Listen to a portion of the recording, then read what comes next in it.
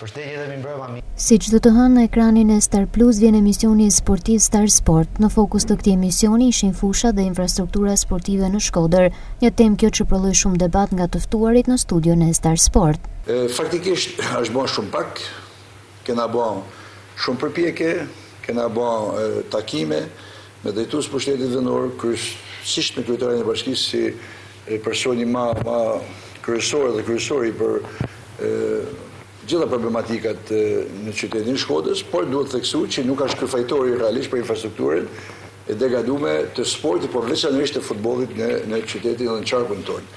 Janë tash politika 30 vjeçare që kanë vetëm damtu, ku kanë gjetur tokë fush futbollit me mujt me bë pallate dhe me kryepunë dhe me mbledha të para dhe futbollit besin në këto nivele që fatkeqësisht është sot, por fatmirësisht fal pasionit këtyre drejtuesve të shoqatave të trajnerëve dhe pasionantëve që Shkodra i ka pafund, nuk e kanë lënë me degradu më tepër, por kanë marrë në këto nivele që mendojmë që nuk është keq për infrastrukturën dhe kushtet që janë krijuar këtu.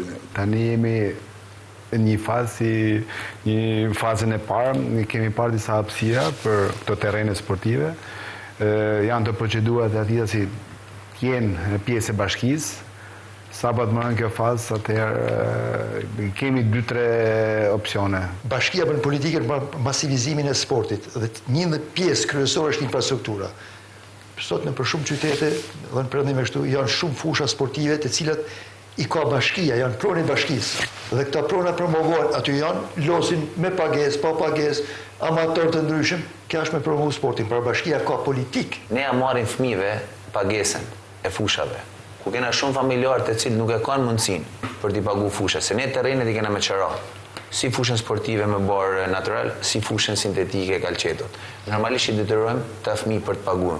Edhe ja kam kërku që të lutem, ndërtë diçka për fëmijët e qytetit Shkodrës, që të mesin emër, filan kryetar bashkie, bani 4 fusha, 5 fusha, që këta fëmijë ta kenë mundësinë për me lujt, për mu zhvillu, edhe normalisht i ndihmojnë edhe nënën ekonomike, sepse ne realisht i paguajmë këto fusha. Emisioni Star Sport në javët në vijim do të jetë si zakonisht çdo të hënë në orën 21. Tash jemi të hënën e ardhshme.